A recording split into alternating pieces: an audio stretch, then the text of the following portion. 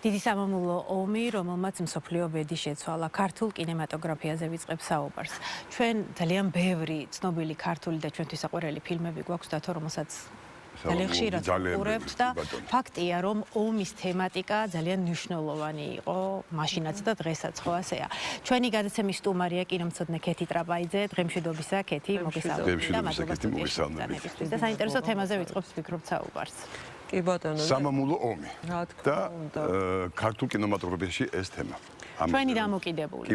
კი ბატონო, იმიტომ რომ ეს არა მხოლოდ ჩვენს ისტორიაში, არამედ კაცობრიობის ისტორიაში ერთ-ერთი ყველაზე მძიმე და არდამტეხი ეტაპია, მოგეხსენებათ და კინოს როგორც უნიკალურ და ამ რაღაც საოცარ ხელოვნების დარგს, რომელსაც ვიზუალიზაცია ყველაფრის შეუძლია, გარდა ამისა, მას დოკუმენტირება შეუძლია იმ ისტორიის სინამდვილეში, რომელსაც ჩვენ გავდივართ, ხომ მართალია. თანისწვლილი, რომელიც ამ პატარა ქვეყანამ შეიტანა გამარჯვებაში, ასეთი იოლი მოსახსენებელი არ არის ნამდვილად და თუ ვინმე შეუძლია ამ ქვეყნად ხმამაღლა თქვას, რომ ნამდვილად თავგანწირვით იომა და მისმა შვილებმა ძალიან ბევრი რამ გააკეთეს ამ ომის გარდატეხისთვის, ჩვენ შეგვიძლია ვთქვათ, რომ ნამდვილად ეს ჩვენი ქვეყანაც იყო. თავისთავად ერთ-ერთი მათგანი. თუ ქართულ კინოს მიუბრუნდებით, ახლა აუცილებლად უნდა ითქვას ისიც, რომ თავად ამ ომის წარმოების და აი ამ საშინელ პროცესში და აი ამ ეტაპზე მყოფი ქვეყნიდან ძალიან ბევრი ადამიანი და ძალიან ბევრი ოპერატორი წავიდა იმ დროს. არა მხოლოდ საომრად, არამედ იმის დოკუმენტირებისთვის, ეს არ იყო ხო ციფრული ეპოქის დრო თავისთავად და იმის დოკუმენტირებისთვის, რაც ხდებოდა. ადგილზე არ იქნებოდი კადრებიც. გასაკვირველია და ეს ქრონიკა ხანდახან usახელო.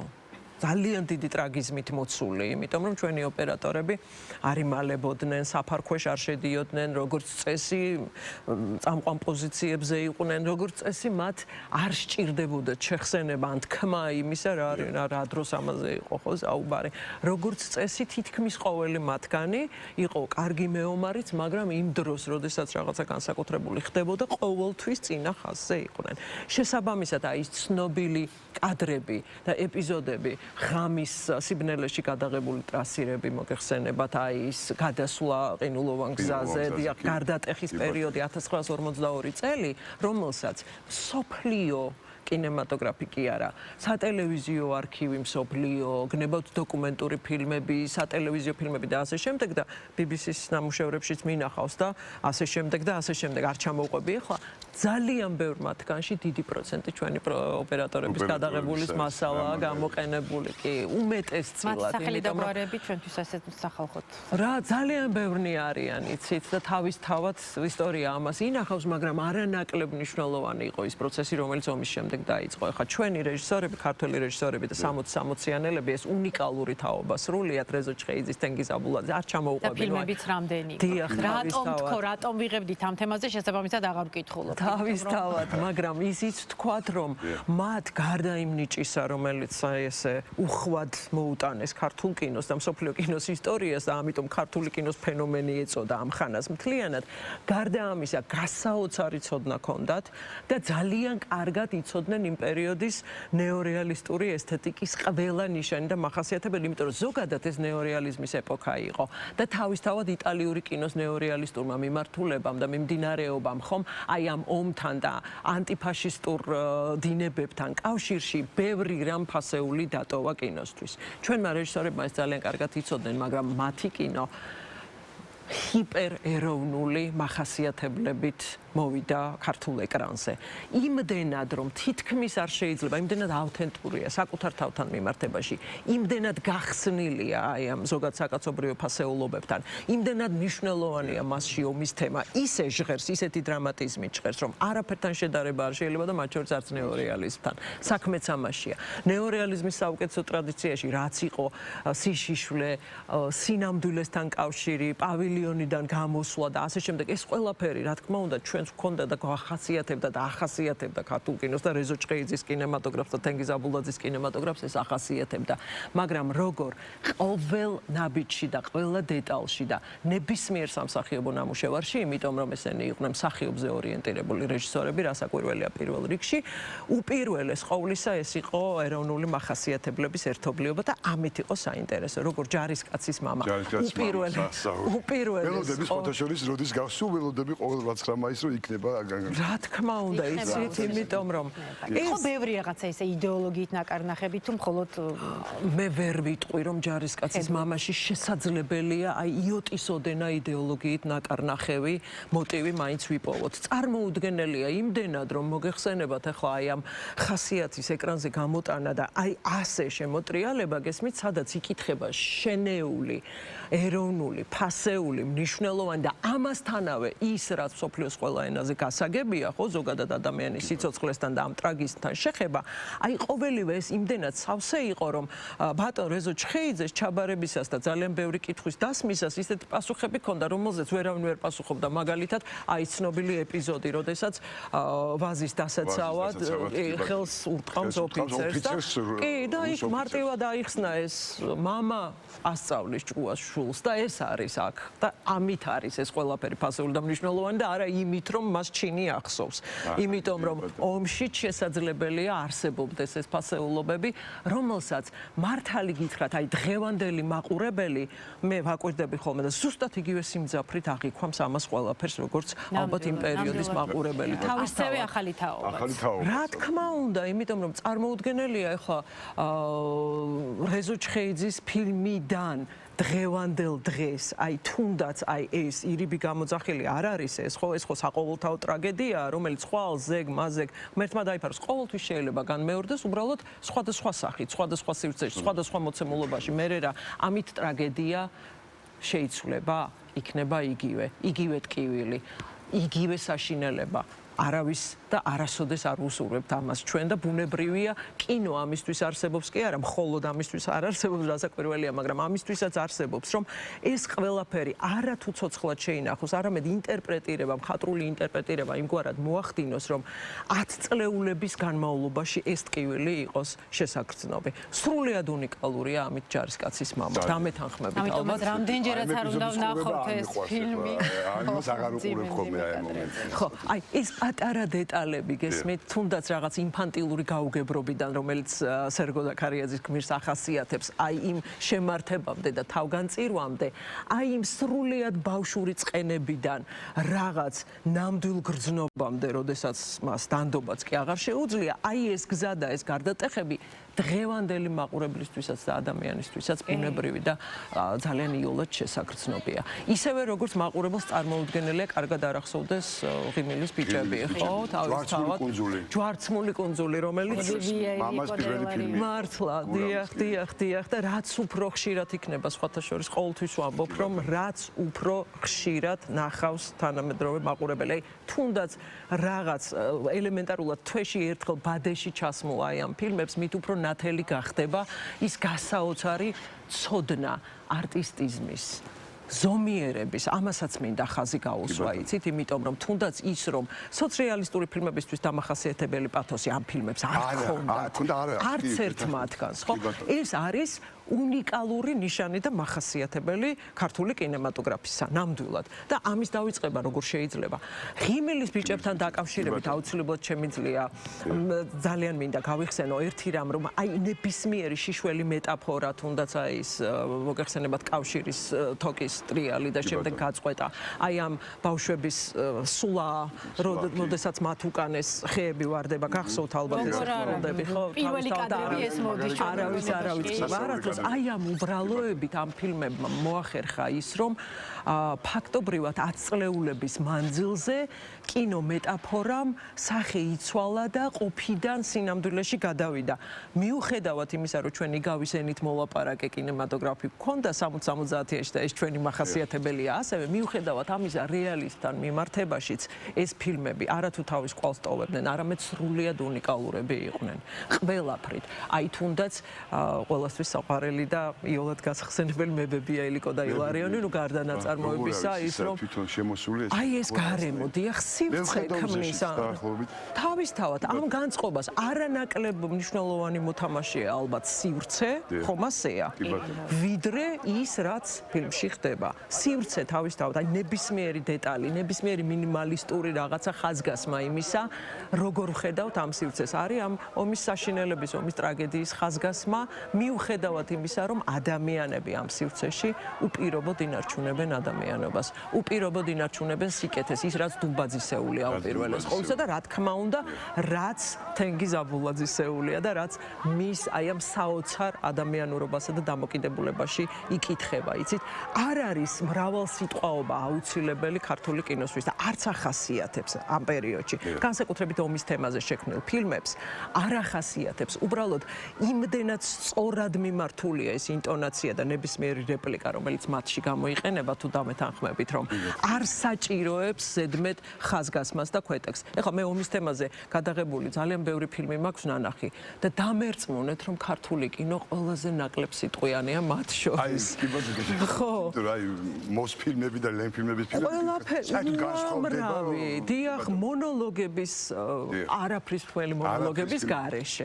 დიახ, იმ ზედმეტ სიტყვიანობის გარეშე, რომელიც დაუშვათ არა გრძნობის გამოხატვას, არამედ ზოგადი მდგომარეობის აღწერას უწყობს ხელს. აი ყოველივე ამის გარეშე ნებისმიერი პატარა რეპლიკაც კი სევდის ტრაგიზმის, დრამატიზმის, აი ამ რაღაცა განცდების ცვალებადობის მატარებელია და რომ არა ქართული კინოსამსახიობო სკოლა, ესეც რასაკვირველია არ იქნებოდა, იმიტომ რომ ეხლა ამას არ ჩამოუყვებით ალბათ არა როგორი არტისტები. ჩვენ ხასიათს მოერგო, რაღაცა აი მოწონება დაიმსახურა ერთმა მსგავსმა ფილმმა და შემდეგმა რეჟისორმა ასე გადაწყვიტა თუ რატომ მოხდა ეს ლეიტმოტივად, რატომ ალბათ მოხდა, იმიტომ რომ ქართველი რეჟისორების და არტისტების ეს თაობა მძაფრად გრძნობდა და აცნობიერებდა იმ ტრაგიზმს და ტკივილს სინამდვილეში რაც მოხდა და რასაც წარმოადგენს ომი, რისი სახელითაც არ უნდა იყოს ის წარმოებული. წარმოუდგენელი იყო, ალბათ იმიტომაც რომ ოჯახი არ არსებობდა, ჩვენ ასე დავიწყეთ პირველი გადაცემა, რომელსაც ეს ომი არ შეეხო თავისთავად და არ არსებობდა ადამიანი, ეს სიამაყით უნდა ვთქვათ, ვინც ომის საშინელებას სხვაგვარად ხედავდა. ეს იმდენად ერთიანი იყო ამ ტკივილში, მთელი ერი ბუნებრივია, რომ წარმოუდგენელია, რომ სხვაგვარი დამოკიდებულება ქონოდათ, მაგრამ აი ამაში, რომ ქართული ხელოვნება და თეატრი და კინო კიდევ იმ ადამიანურ ტრაგიზმს და სიღრმეს ეძებდა, რომელიც არ მოგცემდა მისი დავიწყების საშუალებას, ეს კიდევ სხვა პლუსია და სხვა გამონაკლისია და თუ მექნება ამის საშუალება და უფლება, მოკრძალებით ვიტყვი, რომ მაინც მხოლოდ ჩვენი კინემატოგრაფისთვის არის ასეთი მინიმალიზმი დამახასიათებელი, გასაოცარი მინიმალიზმი, რომელიც ასეთი ღრმა და მდიდარია. ყოვლის მთქმელია და კიდევ ერთხელ ის თავისუფალი წუთები, როდესაც აი მაყურებელი უყურებს კონკრეტულ კადრს და ფიქრის საშუალებას აძლევს მას. რა თქმა უნდა, იმიტომ რომ ყოველი არტისტული ნამუშევარი ამ შემთხვევაში მიუხედავად იმისა, რომ ჩვენ ჰიპერაქტიური და ჰიპერექსპრესიული სამსახიობო სკოლა გქონდა, კინოსამსახიობო სკოლას გულისხმობ ამ შემთხვევაში, ზუსტად იმ მიმართულებით წავიდა, რომელიც ომის განწყობას ეხმიანებოდა და ეს რაღაცა შინაგანი კულტურის და სიამაყის მატარებელიც არის, იცით, აუცილებლად, იმიტომ რომ ზომიერების ის განცდა, რომელიც ქართულ კინოსამსახიობო სკოლას გამოუვლენია და ჰქონდა ნამდვილად და ნებისმიერ დროს შეეძლო ამის წარმოჩენა, ზომიერების და ერთგვარი მკაცრზე მკაცრი რეალიზმის წარმოჩენის ის უნარი, რომელიც კინოსარეჟისორო სკოლას ჰქონდა ქართულს და შეეძლო ამის აი ნებისმიერ ეპიზოდში გამოტანა, ხო? აი თუნდაც ზღვის სანაპიროზე მიმავალი წყვილი, ადამიანი უტყვი პორტრეტები ადამიანებისა, რომლებიც აი ყველაფერზე მეტყველებს, ხო? როდესაც მებებია ელიკო და ილარიონში აი ამ ადამიანებს ომში აცილებენ. არაფერი არ არის მეტი საჭირო. თავისთავად, აი თუნდაც ეს უტყვი პორტრეტები მეტყველებს იმ გასაოცარ უნარზე ზომიერებისა, რომელიც ამ პერიოდში და მინიმალიზმისა, რომელიც ძალიან ღრმა იყო.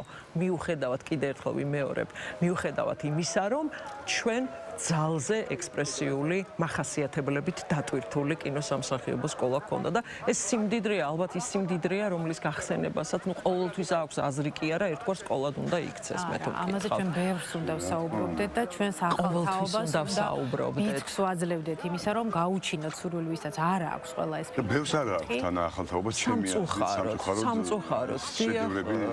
ამას ცალკე დრო სჭირდება, ცალკე ფიქრი ალბათ როგორ ფორმაში როგორ უნდა მოვაქციოთ, მაგრამ რომ ეს მივაწოდოთ. რა საკვირველია, მაგრამ არასოდეს არ დარჩება უპასუხოთ დამერწმუნეთ, იმიტომ რომ კარგი გაგებით ერთგვარი მხატვრული სიშიშვლე ამ ემოციებისა არასდროს არ იქნება მოძველებული, მობერებული, არამნიშვნელოვანი, ყალბი არ იქნება, რაც მთავარია, დიახ, რაც ხო, აი ამ პერიოდის ფილმებს არ არის საჭირო მაინც საბჭოთა სისტემა გავიხსენოთ, ხო, სხვა ქვეყნებში გადაღებულ ფილმებსაც ახასიათებთ. ბუნებრივია, იმიტომ რომ ომს ეს მეორე მხარეც აქვს, ხო, მას სჭირდება რაღაცეები, ნუ არა მხოლოდ იდეოლოგიური, არამედ სხვა მიმართულებით წასული და ამ მიმართულებაში და ამ ნაწილში ხშირად მოიაზრება ის ფილმებიც, რომელიც მერე ისტორიას არ რჩება, როგორც მხატვრულად საინტერესონი, მაგრამ ჩვენ მდიდარნი ვიყავით, ძალზე მდიდარნი ვიყავით ამით, იმიტომ რომ ქართულმა კინომ ისე უპასუხა ყოველივე ამას, რომ ზოგად საკაცობრიოდ ტკივილად დატოვა ეს თავისი სათქმელი და არა უბრალოდ დროის მიერ მოტანილ ნიშნად. ნათი, მიფრინავენ წერილებზე რას გვეცდით? მიფრინავენ წერილები, მოდით აუცილებლად გავიხსენოთ, იმიტომ რომ კი, აუცილებლად შევეხოთ, იმიტომ რომ მიხეილ კალატოზიშვილმა როგორც ყოველთვის მის შემოქმედებაში, მაგრამ ამჯერად მაინც ბევრად უფრო საინტერესოდ, იმიტომ რომ ამის წინის დიდხანს იყო ჩუმად. დიდხანს იყო ჩუმად, რას გულისხმობ, იღებდა ფილმებს, თუმცა ეს მისი ომის პერიოდში გადაღებული ფილმები ჰეროიკისთვის და აუცილებლობისთვის განვითარებული პროცესის პასუხი უფრო გახლდათ და აი შემდეგ 50-იან წლებში გადაღებული მიფრინავენ წეროები ყველა დროის ერთ-ერთ ყველაზე ჰუმანურ სათქმელად იქცა. ეს არის ომის წინააღმდეგ, ომი გმირის გარეშე, იმიტომ რომ მასში ალბათ მაინც მსოფლიო კინოს ისტორიაში პირველად ომის ტრაგედიის ფონზე და ჩვენ კინოსაც ახასიათებდა ეს, გაჩნდნენ ადამიანები, რომელთაც იდეალურისაგან შორს მდგარი თვისებები კი არა, საერთოდ არაფერი არ აქვთ იდეალურთან, საერთოდ და არც სურთ და არც მათ ავტორს არ სურდა, რომ ისინი იდეალურნი ყოფილიყვნენ. დამერწმუნეთ.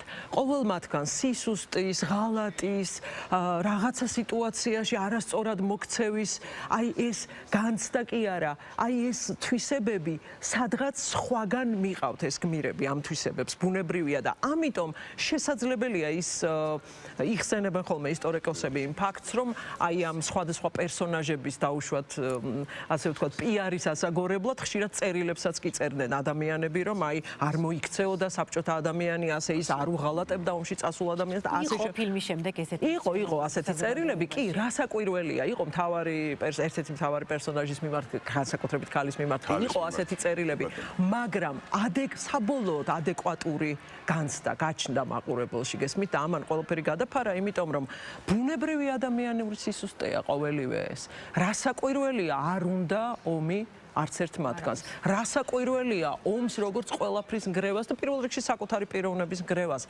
ასე აღიქვამს ყოველი მათგანი. და მიუხედავად იმისა, რომ სიცოცხლე გაგრძელდება, ეს არა დარჩება ამ პერსონაჟებში, ყოველთვის დარჩება და არსად არ წავა. ამიტომ გახდა ეს ფილმი მსოფლიო კინოს შედევრი, გარდა იმისა, რომ რაღაცა წარმოუდგენელი ხერხებით და წარმოუდგენელი მხატვრული მიგნებებით შექმნა მიხეილ კალატოზიშვილმა ეს ყველაფერი, სწორედ ამიტომ ექცა ეს ფილმი მსოფლიო შედევრად, რომელიც დღესაც მე თუ მკითხავთ ძალიან კარგები. უდაოდ კარგები, მე არ მინახავს არტისტი, რომელიც მიხეილ კალატოზიშვილის ფილმში იქნება უდნავ ნაკლებად საინტერესო, იცით, იმიტომ რომ მას ალბათ აი ეს განსაკუთრებული ხედვა არტისტიზმისა და გარდა იმისა, რომ აი იმ ექსპრესიისა ჰქონდა, რასაც ეძებდა, გარდა ამისა, მას შეგრძნება და გთანაგანცდა აი იმ პერსონაჟისადმი, რომელთანაც ურთიერთობა ჰქონდა რაღაცა წარმოუდგენელ დონეზე აყვანილი. ამიტომ კალატოზიშვილით და ყველა მისი ფილმით, ნებისმიერი ფილმით, მაგრამ განსაკუთრებით ამ ფილმით, მე მგონი დღემდე უნდა მოვიწონოთ თავი, უდაოდ. მე ყოველ შემთხვევაში ასე მიმაჩნია. თორე მოსულიშვილზეც ვთქვათ, ორიოდე სიტყვა და აუცილებლად რევაზ თაბუკაშვილის მიერ გაწეულ შრომაზე, ახლა მის შრომაზე არ ვილაპარაკებთ, იმიტომ რომ ეს ფასდაუდები მატიანია ჩვენი საქართველოსი და ძალიან დიდი განძია, მაგრამ თორე მოსულიშვილის ტრაგედიის ეკრანზე გამოტანამ და ზოგადად ამ ამბავმა რა მოახდინა, იცით, აი და სწორედ კინოს საშუალებით მოხდა ეს დოკუმენტირებულ სინამდვილესთან მიიყვანა მაყურებელი თავის დროზე და ჩემთვის აი სასიამოვნოდ გასაოცარი იყო ის ფაქტი, რომ ახალგაზრდები ამ ამბავს იცნობენ სწორედ დოკუმენტური თაბუკაშვილის დოკუმენტური კინოს წყალობით, რომელსაც სხვათა შორის აი ეს მისი უცნაური და მისთვის დამახასიათებელი პათოსის ნიშნებით სავსე ინტონაცია, როდესაც მიყვება მთხრობელად, ხომ ისინი ყოველთვის იმახსოვრებენ ამასაც და იმასაც, როგორც ერთიან სახვით ხმოვან რიგს და მართალი გითხრათ, ამ ამბავმა მათში აი რაღაცა სრულიად ახალი შექმნა და გააჩინა. ერთია ის, რომ მხატვრული კინოს საშუალებით ეხები ომს და თავისთავად იქ სხვა რაღაცებს აფასებ. მეორეა, რომ ისტორიამ შემოინახა სრულიად პატარა ქართველი ბიჭის ტრაგედია და მისი გმირობის ამბავი, რომელსაც ისინი დოკუმენტურად დასაბუთებული ამბის თხრობით შეეხნენ. და კინომ მოახერხა ის, რომ სრულიად აი საერთოდ კინოსთან ახლოს არ მყოფი ადამიანებისთვის და ახალი თაობისთვის მან შექმნა აი ესეთი პატარა გმირის ფენომენი, რომელსაც და რომლის მთავარი ტრაგედიაც ის იყო, რომ მან ეს ტრაგედია იყო, რაც მოხდა, მაგრამ მან ქართულ მიწაზეც არ დალია სული. საქმეც ამაშია გესმით და ეს მარადიული დარდი ამ პატარა ქვეყნიდან საომრად წასული ადამიანებისა ზოგადად ეს მარადიული დარდი ამ ფილმად არა მხოლოდ ცხადყო, არამედ რაღაც აი პატარა სახეხატად აქცია, რომელიც ჩვენთვის დღეს ძალიან მნიშვნელოვანია. ამიტომ მე მაინც ვფიქრობ, რომ არც ერთი რეპორტაჟი, უბრალოდ რეპორტაჟი ყოველთვის საჭიროა, ამას არ გულისხმობ, მაგრამ ისე არ ცხადყოფს აი ამ მძიმე განცდას და ომთან შეხების აი ამ სინამდვილეს, როგორც კინემატოგრაფი. და როგორც ქართული კინო საშინელება, მაგრამ რომ არა ომი ქართული კინო ასეთი მდიდარი შეიძლება ვერ წავიდოს საოცარი ფილმები შეიქმნა თემაზე და თავისთავად შესაძლებელია ეს ასეც ყოფილიყო, თუმცა კი რა თქმა უნდა პირიქით დიდი მადლობა თქვენ მოწვევისათვის.